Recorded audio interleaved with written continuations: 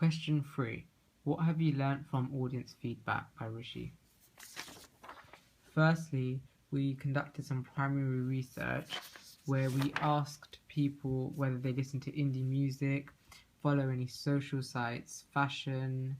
The main answers were that the people who did listen to indie music did have Twitter, Facebook, and that's how they did communicate with artists.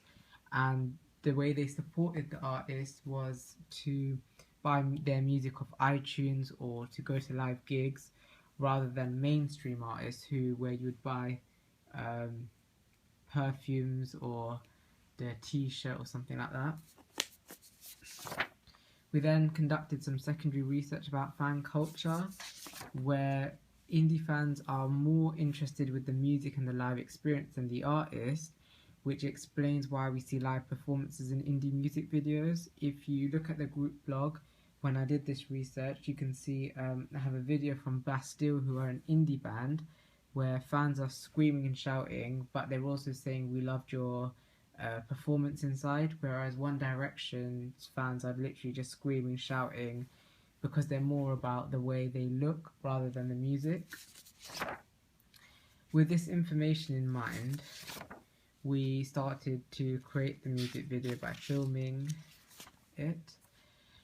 We then got some audience feedback with Rough Cut. The first audience member was not within our target market, but he did give some really good feedback where what we'd done is we'd had shots from performance, and then shots from narrative, and then shots from like the relationship or the London shots, and it was all in sections, so it wasn't mixed together, so it got quite boring. It was dragging along, and he's the one that pointed that out to us.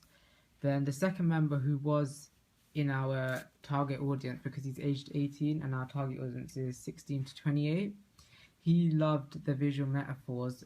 For example, we have a fence behind which the artist is performing. This can be seen as a jail, and he understood that.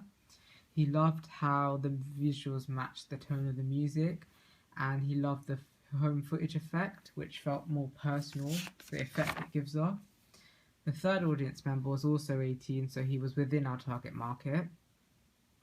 He loved the effects that we were doing, so like we were cross-dissolving shots, and because it's quite like a subtle effect with the slow tone of the music, he really liked that. And he also got the visual metaphors, and he also liked the home footage effect. After that audience feedback, we decided to improve the music video, and then we decided to get some more feedback from our media studies teacher, who upon discussion we found out and we realized that we didn't have enough narrative footage. It was more performance and filler shots, so we just had like random shots of like the sea or shots which didn't need to be there because we didn't have enough relationship shots. So we decided to go back and film again, this time with a new actress, and we did a final audience feedback with where I created a questionnaire and the other members got voice recordings of the audience. This is an example of the questionnaire I gave out, with questions like, what genre did you think our music was? Any comments about the technical aspects? Did you understand the narrative, etc.?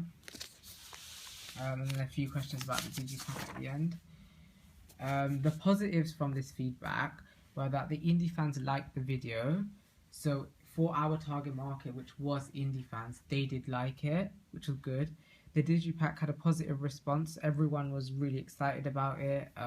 Obviously because it was experimental, it wasn't something you'd normally see. Audience instantly recognized that it was indie genre because we use so many conventions and so many things that you see in indie music videos. And the editing and the filters were praised. So we have that black and white or the dark filter, and then the slow motion, and then the home footage. All of that was praised.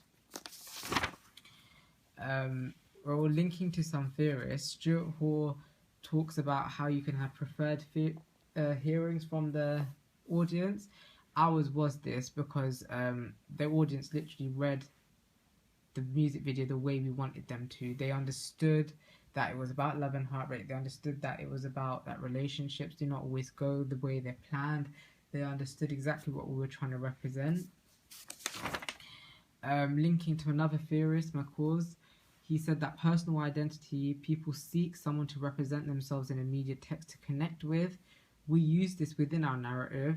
The male was in love with someone who clearly didn't feel the same, or maybe they did feel the same but they didn't show it, or it just wasn't working out, and many audience members can relate to this. So it's like a forced relationship or like a heartbreak.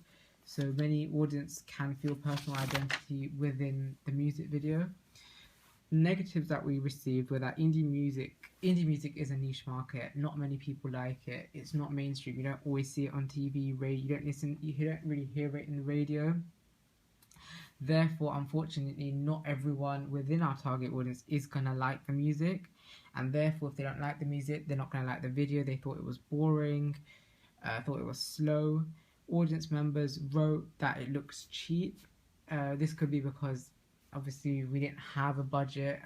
It wasn't, like a massive, amazing camera.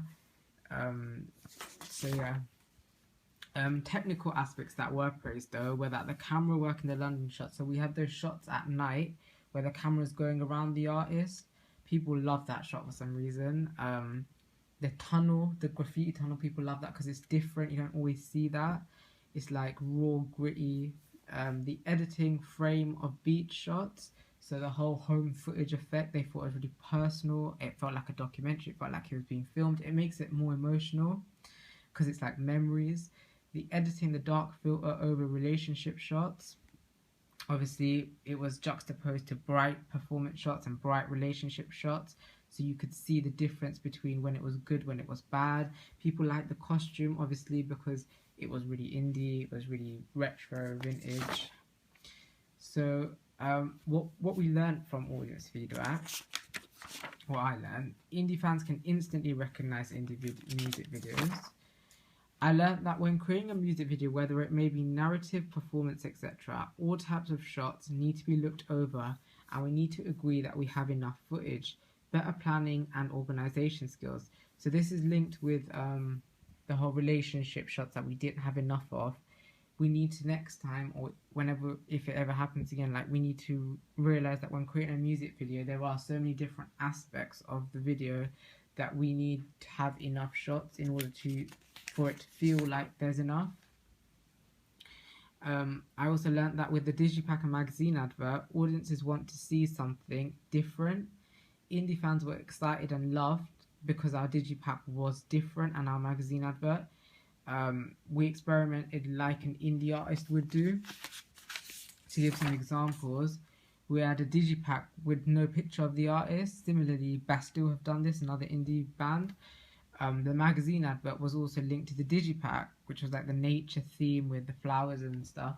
So it obviously didn't have the picture of the artist, which again, it like stands out instantly, especially because it's a debut album. People are like, you expect to see the artist, so it is very experimental. So yeah, thank you.